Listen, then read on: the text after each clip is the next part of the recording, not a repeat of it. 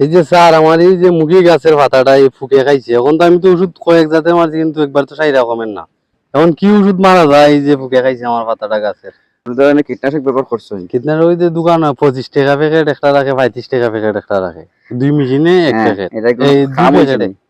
মারির সময় 2 দিন 3 দিন দেখি ফুক নাই, আবার এরপরে আবার না। জি বুঝছি, এটা ফুকাটা কিতা ওই যে বিছা ফুকার মতনই, ওই যে কিরা ফুকার মতো লম্বা লম্বা নাকি? খিরা ফুকার মতো লরম লরম পোকা একবারে। হ্যাঁ দর্শকবৃন্দ, এই জায়গায় যে ফুকাটা খাইছে, এই ফুকাটা এই পাতার রস খাইয়া খামড়াইয়া তারপরে এখান থেকে তার শেষ সে চলে গেছে।